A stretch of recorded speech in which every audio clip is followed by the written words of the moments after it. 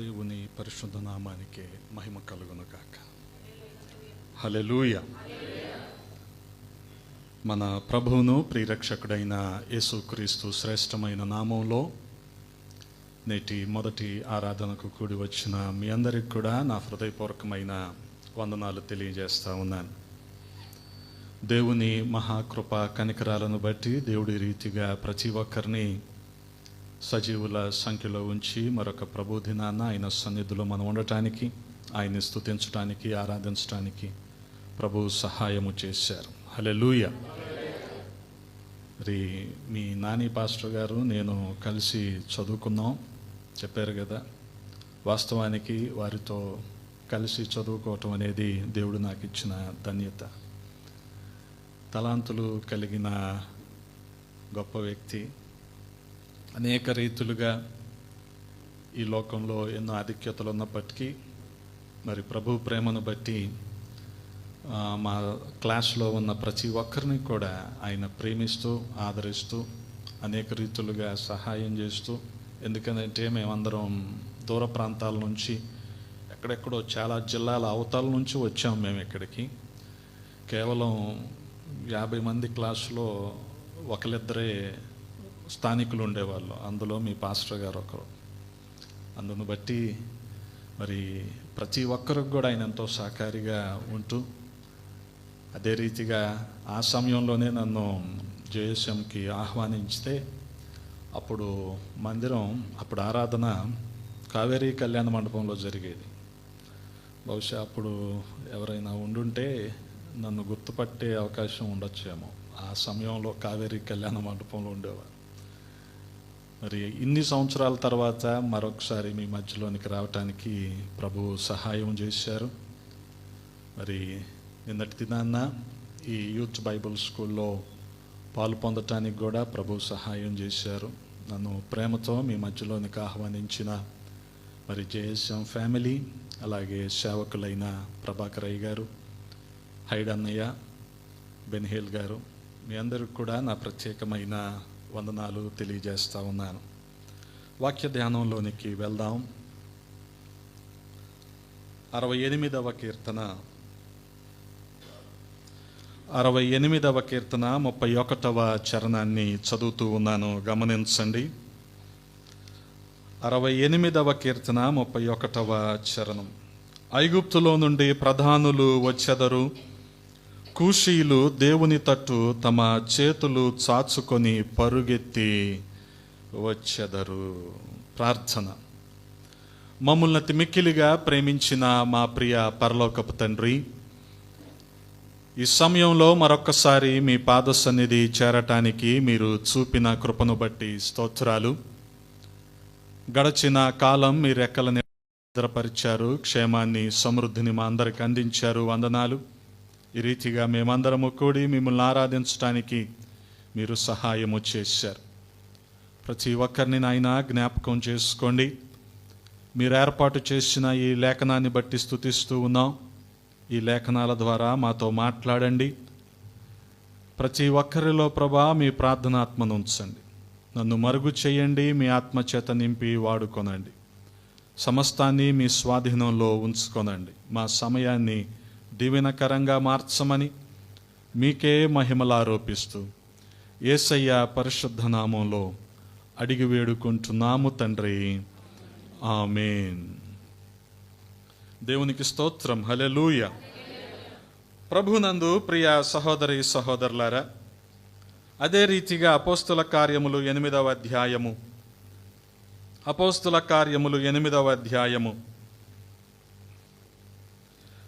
35వ వచనాన్ని కూడా చదువుతూ ఉన్నాను, గమనించండి. 35వ వచనం. అందుకు ఫిలిప్పు నోరు తెరచి ఆ లేఖనమును అనుసరించి అతనికి యేసును గూర్చిన సువార్త ప్రకటించెను. యేసును గూర్చిన సువార్త.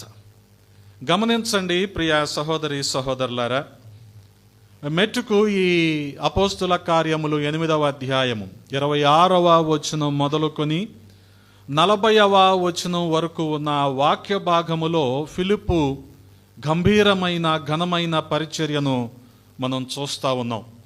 చూడగలిగితే 26వ వచనంలో దేవుని దర్శనము ఏ రీతిగా ఫిలిప్పు పొందుకున్నాడో 26వ వచనంలో చూస్తా ఉన్నాం. ప్రభువు దూత, నీవు లేచి దక్షిణముగా వెళ్ళి యెరూషలేము నుండి గాజాకు పోవు అరణ్య మార్గమును కలుసుకోమని ఫిలిప్పుతో చెప్పగా అతడు లేచి వెళ్ళాను. అక్కడ ఎవరిని చూశాడు? అప్పుడు ఐథియోపియుల రాణి అయిన కందాకే క్రింద మంత్రి అయి ఆమె యొక్క ధనాగారం అంతటి మీదనున్న ఐథియోపియుడైన నపుంసకుడు ఆరాధించుటకు యెరూషలేమునకు వచ్చి యుండెను. గమనించండి, ఈ 26వ వచనం మొదలుకొని 40వ వచనం వరకు ఉన్న వాక్య భాగంలో మనకి సిన్నర్, పాపి కనబడుతూ ఉంటాడు. అలాగే మనం గమనించాల్సిన మరొక సంగతి ఏంటంటే ఈ వచనాల్లో wear there is a sinner there will be a servant of God. ఎక్కడ పాపి ఉంటాడో అక్కడ ఖచ్చితంగా దేవుని యొక్క సేవకుడు కూడా ఉంటాడు. గమనించగలిగితే ఇక్కడ దేవుని యొక్క దర్శనాన్ని పొందుకొని ఫిలిప్పు ప్రయాణమయ్యాడు. అదే రీతిగా దేవుణ్ణి ఎరగకపోయినా ఆరాధించుకుందాం, వాడుకగా వెళ్దాం, యెరూషలేము వెళ్దాం అన్న ఉద్దేశంతో ఐథియోపియుడైన నపుంసకుడు కూడా రథం ఎక్కి వెళ్తూ ఉన్నాడు. గమనించండి, పాపియే కానీ ఇతనిలో కూడా కొన్ని గుర్తించదగిన అంశాలు మనకు కనబడతా ఉంటాయి. అదేంటండి? పాపిని పాపిగానే వదిలేయచ్చుగా, అది దేవుని చిత్తం కాదు. హల్లెలూయా. దేవుని అనాది సంకల్పం ఏంటంటే ఎవరు నశించిపోవటం ఆయనకి ఇష్టం లేదు కనుకనే ఆయనే ఈ భూలోకానికి మన కోసం వచ్చాడు. మన కోసం శిలువ మీద ఆయన రక్తాన్ని కార్చి తన ప్రాణం ఇచ్చి మన పాపాలకు సంబంధించిన ప్రాయశ్చిత్తాన్ని ఆయన జరిగించాడు. హల్లెలూయా. అందుకనే చాలామంది ఈ రోజున అనుకునే విధానం ఏంటంటే వారు రక్షించబడలేదండి, వారికి రక్షణ లేదండి, వారు ప్రభువుని అంగీకరించలేదండి అని చాలా చులకనగా మాట్లాడుతూ ఉంటారు. ఎవరు? ఈ సో కాల్డ్ రక్షించబడిన వారు. కానీ చూడగలిగితే నిన్ను ప్రభు రక్షించుకుంది దేనికోసం? వాళ్ళ కోసమే కదా. దాన్ని మనం మర్చిపోయి వాళ్ళు ఏదో పెద్ద డౌన్ ట్రోడన్ కమ్యూనిటీ అన్నట్టు చూస్తూ ఉంటాం. కానీ గమనించండి, ఎక్కడ చూసినా మనకి ఈ పాపులు కనబడుతూనే ఉంటారు. Nowhere we can miss out, కనబడుతూనే ఉంటారు. ఒకరు కాస్త ఎత్తు పాపి, ఇంకొకరు కాస్త పొట్టి పాపి, ఒకరు సన్న పాపి, ఇంకొకరు లావు పాపి. అంతే తప్ప ప్రతి సందర్భంలో ప్రతి ప్రాంతంలో మనకి కనబడుతూనే ఉంటారు. కానీ మన బాధ్యత ఏంటంటే we have to reach out, వారిని మనము చేరుకోవాలి. హల్లెలూయా. అది మన దర్శనమై ఉండాలి. ఇక్కడ ఫిలిప్పు అటువంటి దర్శనాన్నే పొందుకున్నాడు. నువ్వు లెగు, దక్షిణం వైపు వెళ్ళు, ఆ యెరూషలేము మార్గంలో నువ్వు వెళ్ళు. ఎవరు వస్తున్నారు అక్కడ? గమనించండి, కందాకే రాణి దగ్గర ధనాగారం అంతటి మీద అధికారిగా ఉన్న ఒక నపుంసకుడు వస్తున్నాడు. చూడగలిగితే మరి 28వ వచనంలో అతడు తిరిగి వెళ్ళుచు తన రథము మీద కూర్చుండి ప్రవక్త అయిన యెషయా గ్రంథము చదువుచుండెను. చెప్పాను కదా, ఇతనిలో కూడా కొన్ని మెచ్చుకోదగిన అంశాలు మనకు కనబడతా ఉంటాయి. ఒకటి చెప్పనా? అదేంటంటే ఇతని హోదా ఉన్నవారు, లేకపోతే పేరు ప్రఖ్యాతులు ఉన్నవారు దేవునికి లోబడటం, దేవునికి ప్రాధాన్యత ఇవ్వటం అనేది అరుదుగా చూస్తూ ఉంటాం. వారేమనుకుంటారంటే ఇదంతా మా శక్తియుక్తుల వలన కలిగింది గనుక మేము దేవునికి లోబడాల్సిన అవసరం లేదు అనుకుంటారు. అందుకనే 99 మంది శాస్త్రవేత్తలు, 100కి 99 మంది శాస్త్రవేత్తలు దేవుడితో ఏంటి పని, దేవుడు లేడు అంటారు. అంత శాస్త్రీయ సాంకేతికత అనుకుంటారు వీళ్ళందరూ. కానీ గమనించండి, దేవుడు లేకుండా ఏది కూడా కలుగలేదు. హల్లెలూయా. అందుకే ఇక్కడ ఇతని ఆసక్తిని మనం గమనించాలి, ఇతని హోదాని కూడా మనం గమనించాలి. ఎంతటి హోదా అంటే ఎక్కడైనా సరే, ఏ ప్రభుత్వంలో అయినా సరే, ఏ దేశంలో అయినా సరే 4 కీలక శాఖలు ఉంటాయి. పోర్ట్ఫోలియో ఉంటే ఆ క్యాబినెట్లో 4 కీలక శాఖలు ఉంటాయి. అందులో ఈ ఆర్థిక శాఖ కూడా ఒకటి. మొదటిది డిఫెన్స్ అయితే, రెండవది ఎక్స్టర్నల్ అఫైర్స్ అయితే, మూడవది హోమ్ అఫైర్స్ అయితే, నాలుగవది ఫినాన్షియల్ డిపార్ట్మెంట్. గమనించండి, అటువంటి ప్రధాన శాఖల్లో ఒకదానికి అధికారిగా ఉన్నాడు. ఇది అతని హోదా. అంత హోదా ఉన్నప్పటికీ దేవుని సన్నిధికి వెళ్ళాలన్న ఆసక్తి ఈ రోజున మనందరికీ ఒక మాదిరికరమైన విధానం అన్నమాట. చాలామంది వారి వ్యక్తిగత పనుల్లో లేకపోతే ఆఫీస్ వ్యవహారాల్లో తలమునకలైపోయి దేవుని మందిరానికి ఏం వెళ్తాంలే అని ఒక విధానమైన ఇదిలో ఉన్న పరిస్థితుల్లో అటువంటి రోజుల్లో మనం ఉంటున్నాం. కానీ ఇతను అంత హోదా ఉండి కూడా దేవుని మందిరానికి వెళ్తున్నాడు, యెరూషలేముకు వెళ్తున్నాడు, దేవుణ్ణి ఆరాధించాలన్న ఆసక్తిని కలిగి ఉన్నాడు. రెండవది ఏంటంటే గమనించండి, ధనాగారం అంతటి మీద అధికారి కదా. బిరువతాళాలు ఎవరి దగ్గర ఉంటాయి కదా? ఉండవు కదా. అంటే ఏంటి అర్థం? మిమ్మల్ని నమ్మి బిరువతాళాలు కూడా ఎవరు అని. కానీ ఆ దేశము అతన్ని నమ్మి భోషానం అంతా అతనికి ఇచ్చింది. ఎంత నమ్మకస్తుడై ఉండాలి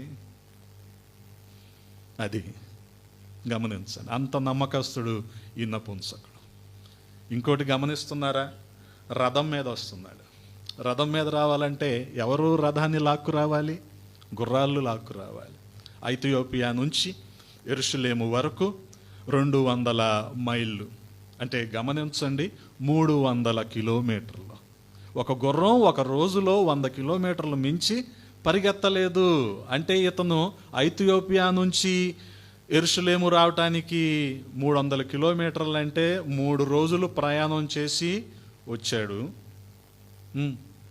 మళ్ళీ తిరిగి వెళ్ళటానికి మరొక 3 రోజులు, మధ్యలో ఒక రోజు యెరూషలేములో ఆరాధించుకోవటానికి.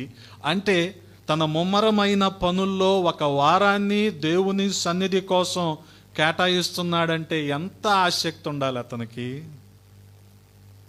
కదా. మనం నిర్ణయించబడిన సమయం ఒక 5 నిమిషాలు 10 నిమిషాలు దాటి వెళ్ళిపోతుందంటే వాచ్ చూసుకోవటం, వీలైతే లెగిసి వెళ్ళిపోయే ఈ రోజుల్లో ఒక వారం సమయాన్ని అతను దేవుని కోసం కేటాయిస్తున్నాడంటే ఇది మెచ్చుకోదగిన అంశమే కదా. హోదా మెచ్చుకోదగిన అంశమే, ఆసక్తి మెచ్చుకోదగిన అంశమే, నమ్మకత్వం మెచ్చుకోదగిన అంశమే. ఇంకోటి చూస్తున్నారా? తిరిగి వెళ్తూ ఏం చేస్తున్నాడు? తిరిగి వెళుతూ యెషయా గ్రంథంలో ఉన్న లేఖన భాగాల్ని చదువుతూ ఉన్నాడు కదా. వాస్తవానికి ఈ రోజున మందిరం నుంచి తిరిగి వెళ్ళేటప్పుడు వాక్యం గురించి మాట్లాడడం కానీ ప్రపంచ రాజకీయాల గురించి పరిస్థితుల గురించి మాట్లాడుతూ వెళ్తూ ఉంటాం. దీన్ని బట్టి మన ఆసక్తి ఏంటో మనం అర్థం చేసుకోవాలి. గమనించండి. ఇక చాలా కాలం తర్వాత మనుషులు కనపడ్డారు అన్న ఉద్దేశంతో ఇక ఆ మాటలు ఈ మాటలు ఇటో వెళ్ళిపోతాం. కానీ దేవుని గురించిన ప్రస్తావనే లేని ఈ రోజుల్లో ఇతను మందిరం నుంచి తిరిగి వెళ్తూ కూడా లేఖనాలను చదువుతూ ఉన్నాడు. అంత హోదాలో ఉన్నవాడు వాస్తవానికి ఏం చేయాలండి? ఐఏఎస్లు, ఐపీఎస్లు, చీఫ్ సెక్రటరీలు ఏం చేస్తారు? కారులో వెళ్తూనే ఫైళ్ళు సంతకాలు పెడతా ఉంటారు, ఫైళ్ళు తిప్పుతూ ఉంటారు, నెక్స్ట్ ప్రాజెక్ట్ ఏంటో దాన్ని స్టడీ చేస్తూ ఉంటారు. అలాంటిది ఇతను ఏం చేస్తున్నాడు? లేఖనాలను చదువుతున్నాడు కదా. అందుకనే మనము కూడా దేవుని లేఖనాల పట్ల, వాక్యం పట్ల ఆసక్తి కలిగి ఉండాలి. ఆసక్తితో చదవాలి, ఆశతో చదవాలి. ప్రభు నాతో ఏం మాట్లాడుతున్నాడు, నన్ను ఏ రీతిగా నడిపిస్తాడు అన్న ఆశ మనలో ఉన్నప్పుడు ఖచ్చితంగా దేవుడు మనలను ఆశీర్వదిస్తాడు. హల్లెలూయా. అందుకని ఇన్ని మంచి లక్షణాలు ఉన్న ఈ వ్యక్తి చూడగలిగితే 29వ వచనంలో అప్పుడు ఆత్మ ఫిలిప్పుతో, నీవు ఆ రథము దగ్గరకు పోయి దానిని కలుసుకొనుమని చెప్పాను. ఫిలిప్ ఏం చేశాడు? 30వ వచనంలో ఫిలిప్పు దగ్గరకు పరిగెత్తుకొని పోయి అతడు ప్రవక్త అయిన యెషయా గ్రంథము చదువుచుండగా విని, నీవు చదువునది గ్రహించుచున్నావా అని అడుగగా. గమనించండి, 2 వచనాల్లో ఒక డేరింగ్ స్టెప్ అన్నమాట ఫిలిప్ చేసింది. అంటే ఒక రకంగా చిన్న కాన్వాయ్ వెళ్తుందంటేనే మనం దాన్ని మధ్యలోకి వెళ్ళం కదా. ఒకవేళ వెళ్తే that is a security breach, ప్రోటోకాల్ని బ్రేక్ చేసినట్టు. అది పెద్ద మళ్ళీ అఫెన్స్ కూడా. అందుకని ఎవరు వెళ్ళరు, సాధారణంగా చేయరు. అలాంటిది ఒక ఫైనాన్స్ డిపార్ట్మెంట్కి సంబంధించిన వ్యక్తి రథం మీద వెళ్తుంటే రథాన్ని అడ్డుకోవటం ఏంటి? అది ఫిలిప్పు చేసిన ఒక గంభీరమైన పని. ఎంత తెగింపు ఉండాలి! పోని ఆపాడు, సరే, రథంకి ఎదురుగా వెళ్ళి ఏమంటున్నాడు? నువ్వేం చదువుతున్నావు, నీకు అర్థం అవుతుందా? ఏది ఆఫీసర్ని ఎలాగ క్వశ్చన్ చేస్తారు ఎవరైనా? ఆఫీసర్ దగ్గరికి వెళ్ళి ఏం చేస్తారు? ఎవరైనా చేతులు కట్టుకొని నిలబడతారు.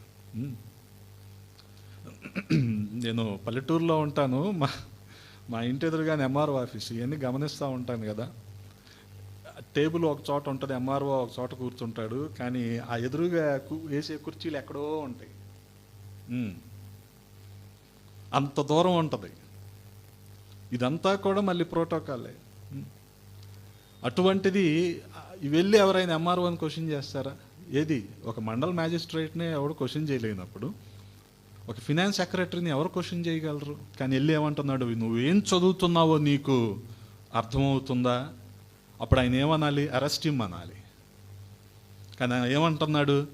నాకెవరైనా వివరించకపోతే నాకు ఎలా తెలుస్తుంది అంటున్నాడు. ఆ తర్వాత వచనంలో గమనించండి, అతడు ఎవడైనాను నాకు త్రోవ చూపకుంటే ఎలాగూ గ్రహింపగలనని చెప్పి రథమెక్కి తనతో కూర్చుండమని ఫిలిప్పును వేడుకొనెను. హల్లెలూయా. గమనించండి, ఎవరైనా చెప్పకపోతే నాకు ఎలా తెలుస్తుంది కదా. అతను కూడా అదేదో పెద్ద సమస్యగా తీసుకోలేదు, కానీ ఆ నపుంసకుడు చాలా సావధానంగా, నాకెవరైనా వివరించకపోతే నాకు ఎలా తెలుస్తుంది? అందుకనే గమనించండి, ఎప్పుడైనా సరే దేవుని వాక్యము వివరించబడుతున్నప్పుడు మనం అనాలోచనగా ఉండకూడదు. ఏకాగ్రతతో దేవుని వాక్యాన్ని, సత్యాన్ని మనము గ్రహించే వారంగా ఉండాలి. ఆ రీతిగా రథమెక్కాడు. ఏం చదువుతున్నాడు ఇంతకీ? 32వ వచనంలో గమనిస్తున్నారా? అతడు లేఖనమందు చదువుచున్న భాగమేదనగా యెషయా గ్రంథము 53వ అధ్యాయము 6-7 వచనాల్లో ఉన్న వాక్య భాగాన్ని చదువుతూ ఉన్నాడు. అతడు గొర్రెవలే వదకు తేబడెను, బొత్సు కత్తిరించు వాని ఎదుట గొర్రెపిల్ల ఎలాగు మౌనముగా ఉండునో అలాగే ఆయన నోరు తెరువకుండెను. గమనించండి, ఆయన నోరు తెరువకుండెను. ఈ లేఖన భాగాల్లో మనకి సిన్నర్ కనిపించాడు, సర్వెంట్ ఆఫ్ గాడ్ కనిపించాడు. నౌ స్క్రిప్చర్స్, లేఖన భాగము. ఏం చదువుతున్నాడు? యెషయా గ్రంథంలో ఉన్న 53వ అధ్యాయములో యేసుక్రీస్తు ప్రభు వారి శిలువ శ్రమలకు సంబంధించిన ప్రవచనాన్ని చదువుతూ ఉన్నాడు. ఆ తర్వాత ఆయన దీనత్వమును బట్టి ఆయనకు న్యాయ విమర్శ దొరకకపోయెను. ఆయన సంతానమును ఎవరు వివరింతురు? ఆయన జీవము భూమి మీద నుండి తీసివేయబడినది.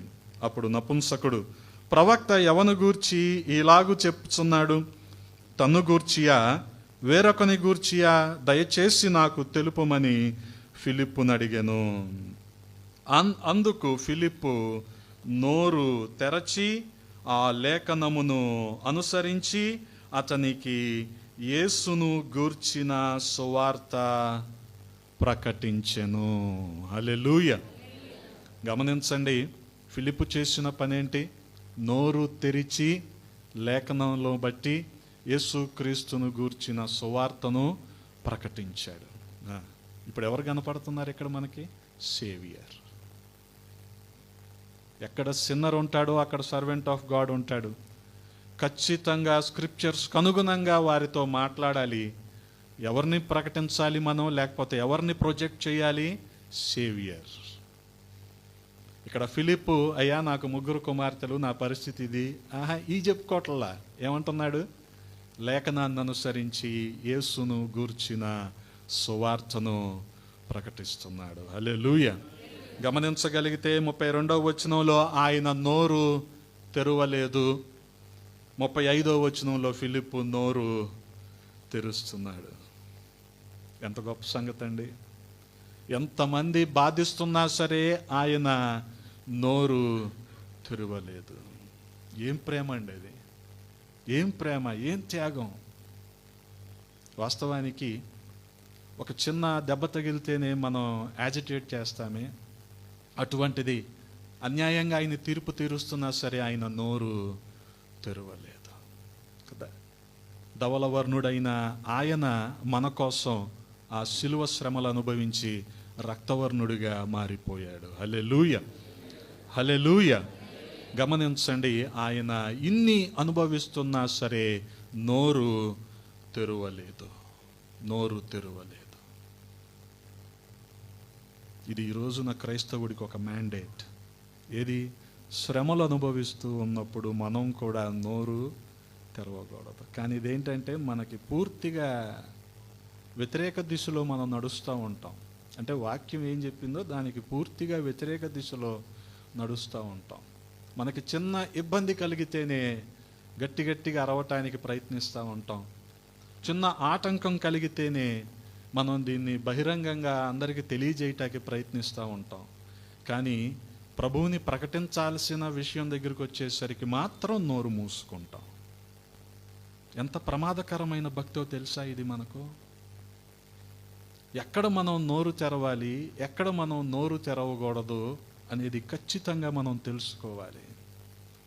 మనం శ్రమలు అనుభవిస్తూ ఉన్నప్పుడు, కష్టాల గుండా వెళ్తూ ఉన్నప్పుడు నోరు తెరవకూడదు, ప్రభువుకు అప్పగించుకోవాలి. రక్షించబడని సహోదరులు మనకు కనిపించినప్పుడు మనం నోరు తెరవాలి. వాస్తవంగా మనమేం చేస్తామంటే మన ఇరుగు పొరుగు వారితో, ఫ్రెండ్స్ ఆఫ్ అదర్ ఫెయిత్స్ ఉంటారు కదా, ఇతర మత విశ్వాసాలతో ఉన్న మన ఇరుగు పొరుగు వారు కనిపించినప్పుడు మాత్రం వారితో లౌక్యంగా ఉంటాం. లౌక్యం అంటే తెలుసుగా, లౌక్యంలోనే లోకం ఉంది, లోకానుసారంగా ఉంటాం. అందుకని వాళ్ళు మాకు పరిచయమేనండి, వాళ్ళందరూ మాతో బాగానే ఉంటారండి. నువ్వు సరిగ్గా బతికితే నీతో ఎవడు బాగోడు.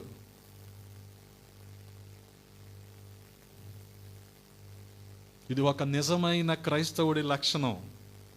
నువ్వు సత్యాన్ని ప్రకటించు, నీకు లోకం వ్యతిరేకం అయిపోద్ది, నీ కుటుంబమే నీకు వ్యతిరేకం అయిపోద్ది. అప్పుడు ఇది ఒక యాసిడ్ టెస్ట్ అండి మన క్రిస్టియానిటీకి, మన విశ్వాసానికి ఇది ఒక ఆమ్ల పరీక్ష. వ్యతిరేకతలు ఎదురవుతున్నాయా? ఓకే, నేను సరైన మార్గంలో ఉన్నాను అనటానికి ఇది. నాకు అందరూ సహకరిస్తున్నారు, అందరూ నాతో అలాగుంటున్నారు, ఇలాగుంటున్నారు అంటే నువ్వెక్కడో కాంప్రమైజ్ అయిపోతున్నావు భక్తి విషయంలో, కాబట్టి అందరూ నీతో అలాగుంటున్నారు. ఒక్కసారి నువ్వు ఎంత క్లోజ్గా ఉండే వాళ్ళతో దేవుణ్ణి ప్రకటించి చూడు, అప్పుడు నీకు అర్థమవుద్ది. అక్కడ మాత్రం మనం రాజీ పడిపోతూ ఉంటాం. వద్దు, ఎందుకనంటే మానవ సంబంధాలు అవసరం అన్న ఉద్దేశంతో కదా. అంటే వీరితో ఇంత ఇదిగా ఉండి, ఇంత సత్సంబంధాలు నిర్వహించి అన్నీ చేసి వారు నరకంకి వెళ్ళిపోవటం నీకు ఇష్టమేనా? గమనించండి, ఎవరు కూడా నశించిపోవటం దేవునికి ఇష్టం లేదు కదా. నిన్నెందుకు ఆ ప్రాంతంలో పెట్టాడు? నిన్నెందుకు ఆ స్కూల్లో ఉంచాడు దేవుడు? నిన్నెందుకు ఆ కాలేజీలో చదివిస్తున్నాడు దేవుడు? నీకెందుకు ఈ ఆఫీసులో ఉద్యోగం ఇచ్చాడంటే రక్షించబడిన నువ్వు రక్షణ పొందుకొని అనేకుల్ని దేవుని వద్దకు నడిపిస్తావని. అంతేగాని మనం కూడా వారి మార్గంలోనే వెళ్ళిపోయి వారితో ఏకమైపోయి వారిలాగా ఉంటామని కాదు. గమనించండి, అందుకనే ప్రతి విశ్వాసి కూడా ఎక్కడ నోరు తెరవాలి, ఎక్కడ నోరు తెరవకూడదో తెలుసుకోవాలి. అన్ని శ్రమలు అనుభవిస్తున్న యేసుక్రీస్తు ప్రభువు వారు నోరు తెరవలేదు. కానీ ఫిలిప్పు నోరు తెరిచి సువార్తను ప్రకటించాడు. హల్లెలూయా. సేవియర్, రక్షకుణ్ణి పరిచయం చేశాడు. చూడగలిగితే లేఖనమును అనుసరించి అతనికి యేసును గూర్చిన సువార్త ప్రకటించెను. వారు త్రోవలో వెళ్ళుచుండగా నీళ్లున్న యొక్క చోటికి వచ్చినప్పుడు నపుంసకుడు, ఇదిగో నీళ్లు, నాకు బాప్తిస్మం ఇచ్చుటకు ఆటంకమేమని అడిగి రథము నిలుపుమని ఆజ్ఞాపించెను. ఫిలిప్పు నపుంసకుడు ఇద్దరు నీళ్ళలోనికి దిగిరి. అంతటా ఫిలిప్పు అతనికి బాప్తిస్మం ఇచ్చెను. హల్లెలూయా. గమనించండి, చాలా గొప్ప సంగతి ఇది. చాలామంది ఈ రోజున బహిరంగంగా ప్రభువుని అంగీకరించటానికి చాలామంది మొగమాట పడుతూ ఉంటారు, సిగ్గుపడుతూ ఉంటారు. అయ్యో ఏంటో ఏం జరుగుతుందో, ఇలాగ నేను ప్రభువుని అంగీకరించానని తెలిస్తే నన్ను ఎవరు కూడా లెక్క చేయరేమో, నన్ను హేళన చేస్తారేమో అన్న ఉద్దేశంతో రహస్య క్రైస్తవులుగా ఉండిపోతున్న ఈ రోజుల్లో ఈ నపుంసకుడు తీసుకుంటున్న ఈ చర్య గమనిస్తున్నారా? ఏమంటున్నాడు? నీళ్లు కనిపించంగానే నాకు బాప్తిస్మం ఇవ్వటానికి ఏమైనా ఆటంకం ఉందా అంటే ఫిలిప్పు కూడా ఏం ఆటంకం లేదని చెప్పి బాప్తిస్మం ఇచ్చాడు. కారణం ఏంటో తెలుసా? సువార్తను ఆ నపుంసకుడు అంగీకరించాడు. వాస్తవానికి నపుంసకులు దేవుని మందిరానికి వచ్చి ఆరాధించడానికి అవకాశం లేదు. వారిని నిషేధించారు చెప్పాలంటే. లేవియా కాండంలో కానీ అలాగే ద్వితీయోపదేశ కాండంలో కానీ మనం ఈ విషయాలను చూస్తూ ఉంటాం. వారికి దేవుని మందిరంలో అడుగుపెట్టే అర్హత లేదు. కానీ గమనిస్తున్నారా? ఒకవేళ వాళ్ళు ఇంత ఆసక్తితో వెళ్ళినప్పటికీ ఇక బయట ఉండిపోవాల్సిందే తప్ప దేవుని మందిరంలోనికి వెళ్ళటానికి లేని పరిస్థితిలో ఫిలిప్పు దారిలో కనబడి ఎదుర్కొని అతనికి సువార్తను చెప్పి అతనుకు బాప్తిస్మం ఇచ్చాడు. హల్లెలూయా. ఆ తర్వాత మనం చూడగలిగితే 39వ వచనంలో, వారు నీళ్లలో నుండి వెడలి వచ్చినప్పుడు ప్రభు ఆత్మ ఫిలిప్పును కొనిపోయెను. నపుంసకుడు సంతోషించుచు ఆ త్రోవను వెళ్ళెను. అతడు ఫిలిప్పును మరి అన్నడును చూడలేదు. గమనిస్తున్నారా? ఇక్కడ సర్వెంట్ ఆఫ్ గాడ్ పని ముగించబడింది. ముగించబడిన తర్వాత కనిపించాడా? కనిపించలేదు. ఇంకెప్పుడు కూడా కనిపించలేదంట. ఎందుకని? దేవుని ఆత్మ ఫిలిప్పును తీసుకువెళ్ళిపోయింది. మనం జాగ్రత్తగా గమనించగలిగితే సేవకులు ఉండరు, సేవ ఉంటుంది ఎప్పుడైనా సరే. ఇక్కడ ఫిలిప్పుకి అప్పగించబడిన సేవ ఏంటంటే ఆ నపుంసకుడికి సువార్త ప్రకటించటం. గమనించండి, ఆ రీతిగా ఫిలిప్పు నోరు తెరిచి సువార్తను ప్రకటించాడు. నపుంసకుడు రక్షించబడి బాప్తిస్మము తీసుకున్నాడు. చాలామంది బాప్తిస్మం తీసుకోవటానికి వెనుకంజ వేస్తూ ఉంటారు, ఆలోచిస్తూ ఉంటారు. తీసుకుందామా వద్దా? చెప్పానుగా, తీసుకుంటే ఏం సమస్యలు వస్తాయో. నేను పల్లెటూరులో పరిచర్య చేస్తాను కాబట్టి ఒకవేళ వీళ్ళు బాప్తిస్మం తీసుకుంటే వీళ్ళ పిల్లలకి పెళ్ళిళ్ళు అవ్వవేమో అనే ఒక రకమైన భయాలతో ఉంటారు మా ప్రాంతాల్లో. మందిరానికి రమ్మంటే వస్తారు కానీ బాప్తిస్మం తీసుకోరు. ఎందుకనంటే వాళ్ళ బంధువులు వీళ్ళని హేళన చేస్తారనే భయం అన్నమాట. వీళ్ళు మతం పుచ్చుకున్నారు, మతంలోకి దిగిపోయారు అని హేళన చేస్తారని వీళ్ళకి భయం. ఇక ఒకవేళ వీళ్ళు ఎంత తెగించి బాప్తిస్మం తీసుకున్నారనుకోండి, ఇక వాళ్ళ కార్యక్రమాలకు కానీ వాళ్ళ ఇళ్లలో ఫంక్షన్లకు కానీ దేనికి వీరిని పిలవరు. ఇటువంటి వ్యతిరేకతలు చాలా ప్రాంతాల్లో ఉన్నాయి. ఏమందాం దీన్ని? సోషల్ స్టిగ్మా అందామా?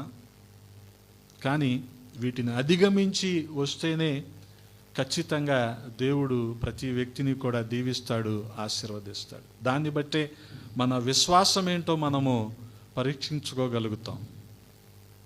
గమనించండి, చాలా సందర్భాల్లో ఇటువంటి కారణాల చేత బాప్తిస్మం తీసుకోకుండా, ఇక్కడ కూడా మందిరానికి వస్తూ దేవునికి హృదయాన్ని ఇవ్వకుండా, బాప్తిస్మం తీసుకోకుండా, బహిరంగ సాక్ష్యం చెప్పకుండా ఎవరైనా ఉండుంటే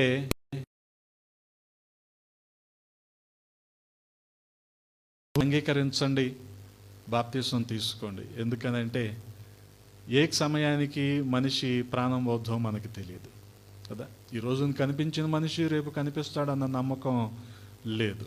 మనం ఇలాగే డిలే చేస్తూ ఇలాగే ఇంకా సమయం ఉందలే, ఇంకా చూద్దాంలే, ఇప్పుడు కాదులే, రేపు డిసెంబర్ 31 అయిపోయాక చూద్దాంలే, లేకపోతే ఏదో ఒక కారణంతో ఇలాగే ఆలస్యం చేస్తూ ఉన్నాం అనుకోండి, ఈలోపే ప్రభువు రాకడ వస్తే ఏంటి నీ పరిస్థితి? అందుకనే దేవుడు ప్రతి ఒక్కరికి కూడా అవకాశం ఇస్తున్నాడు. చెప్పాను కదా, ఎక్కడైతే పాపి అయిన మానవుడు ఉంటాడో అక్కడ ఖచ్చితంగా దేవుని సేవకుడు కూడా ఉంటాడు. కానీ సేవకుడు చెప్తున్న సువార్తను ఎంతమంది గ్రహిస్తున్నారు? ఈ రోజున ఎంతమంది గ్రహిస్తున్నారు? ఎవరికి వారే వారి దైనందిన జీవితంలో ముమ్మరంగా వారి పనుల్లో కొనసాగిపోతున్నారే కానీ ఆ బాధ్యత ఉండటం లేదు. కానీ రక్షించబడిన మనము తీసుకోవలసిన ఒక పెద్ద నిర్ణయం ఏంటంటే, ఈ రోజున రక్షించబడని అనేకుల్ని కూడా మనం ప్రభువు వద్దకు నడిపించే బాధ్యతను మనము తీసుకోవాలి. హల్లెలూయా, హల్లెలూయా. నోరు తెరిచి మనము ప్రకటించాలి. ఏ కారణం చేత కూడా మనం ఆ విషయంలో రాజీ పడకూడదు కదా. ఇదేంటంటే ఒక రకంగా చెప్పాలంటే ఎమర్జెన్సీ. మనం సువార్తను ప్రకటించటం అనేది అత్యవసరం, అత్యవసరం, ఆప్షనల్ కాదు మనకి, అత్యవసరం, ఎమర్జెన్సీ. ఎందుకని? ఒకవేళ మనము చెప్పకపోతే వారు రక్షించబడకుండానే ఈ లోకాన్ని విడిచి వెళ్ళిపోతారేమో. వ్యతిరేకతలు అనేవి ఉంటాయి, వాటన్నిటిని అధిగమించడానికి ప్రభు సహాయం చేస్తారు. ఆ విషయాలన్నీ ఆయన చూసుకుంటాడు. కానీ మనం మొదటిగా ఒక అడుగేయాలి. వారిని ప్రకటించడానికి, వారికి ప్రభువుని ప్రకటించడానికి మనం చొరవ తీసుకోవాలి.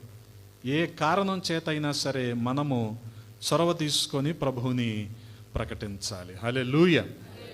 గమనించండి ప్రియ సహోదరి సహోదరులారా, ఆ రీతిగా మనం ప్రకటించినప్పుడు దేవుని రాజ్యాన్ని మనం ఈ భూలోకం మీదే చూడగలం.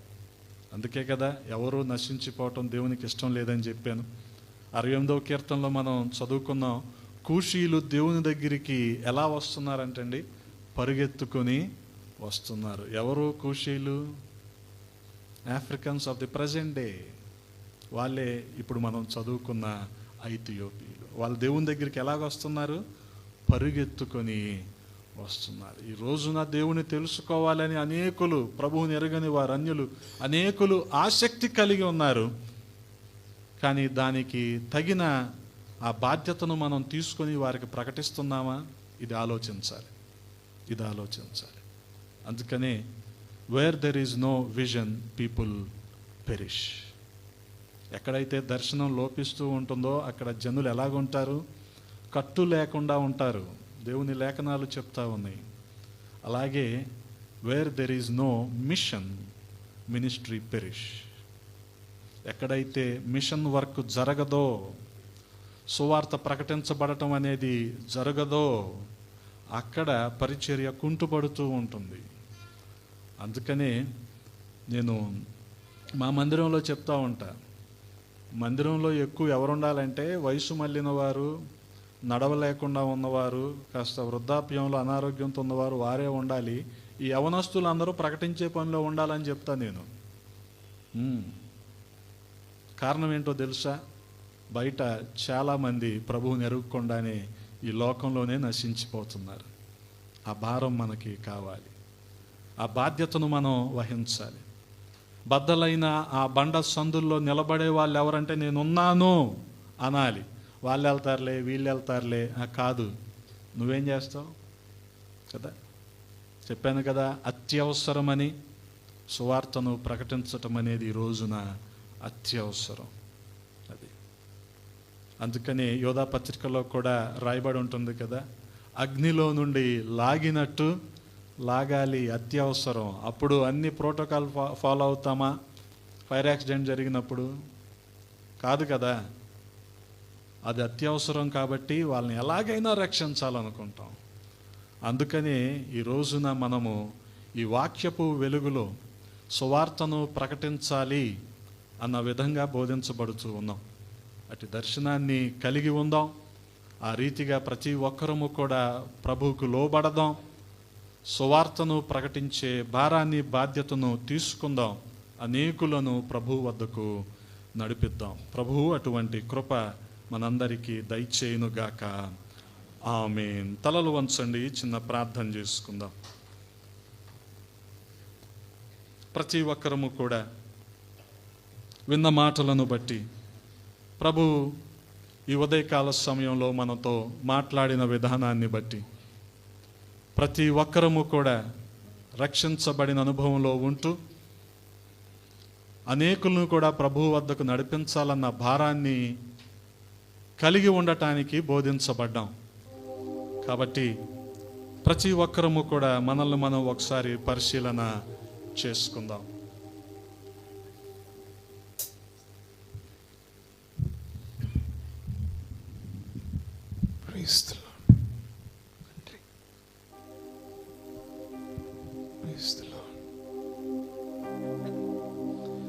ఆత్మల రక్షణ కొరకై నేను అలయక ముందుకు సాగేదను.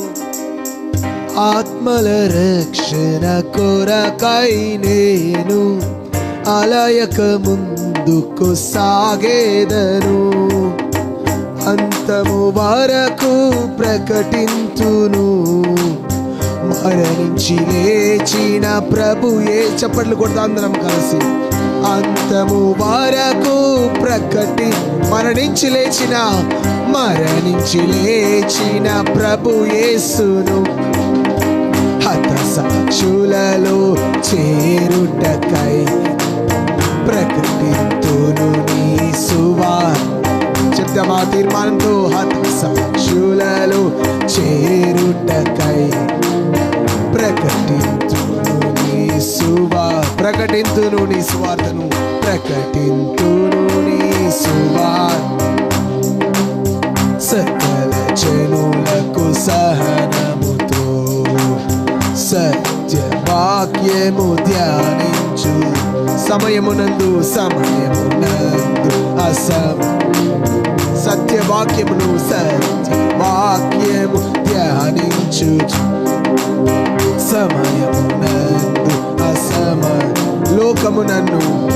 లోకమునన్ను ద్వేషించిన లోకులు నన్ను దూషించిన లోకమునన్ను ద్వేషించిన లోకమునన్ను దూషించిన నా వారే నన్ను నిందించిన నా ప్రియులే నన్ను విడనాడినా. నా వారే నన్ను నిందించిన నా ప్రియులే నన్ను నిందలు మోపి హింసలు పెట్టిన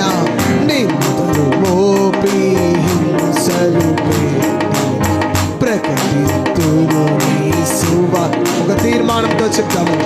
నిందలు మోపి హింసలు పెట్టి ప్రకటింతును నీ సువార్త.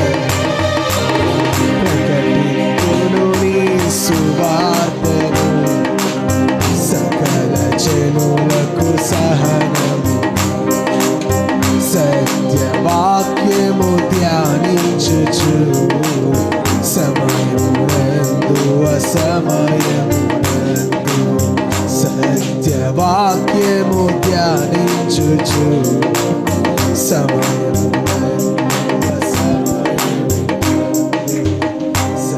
సత్యవాక్యము ధ్యానించుచు.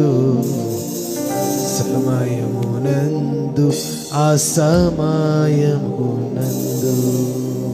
Praise the Lord. మా దేవానికి వందనాలకు స్తోత్రాలు తండ్రి. సర్వోన్నతుడ సర్వశక్తిమంతుడ కృపా కనికరం గల మా ప్రియ పరలోకపు తండ్రి, ఈ పునరుద్ధాన దినం నాడు నాన్న మేము చేయవలసినటువంటి మీ పని విషయంలో నాన్న మీరు మాకు మా బాధ్యతను స్వార్థం ప్రకటించుటకు మమ్మల్ని ప్రేరేపించుటకు ఈ దినమును మీరు మమ్మల్ని సంఘమంతటిని మీరు సిద్ధపరచమని అడుగుచున్నాం ప్రభా. దేవా నీకు వందనాలకు స్తోత్రాలు. నీ దాసుని నిలబెట్టి మీరు మాట్లాడిన మాటలన్నీ సంఘం హృదయాల్లో భద్రపరుచుకొని దానికి తగిన రీతిలో నీకు లోబడి నీ వాక్యానికి లోబడి జీవించినట్లు సహాయం దయచేయమని అడుగుచున్నాం ప్రభా. ప్రభు మరొకసారి ముందున్నటువంటి సమయంలో నేను మీ చేతులకు అప్పగిస్తూ సర్వ మహిమ ఘనత ప్రభావం మీ నామాన్ని చెల్లిస్తూ యేసుక్రీస్తు వారి అతి పరిశుద్ధ నామమున అడిగి వేడుకొంచున్నాము తండ్రి. ఆమేన్. ఆమేన్. దయచేసి కూర్చుందాం.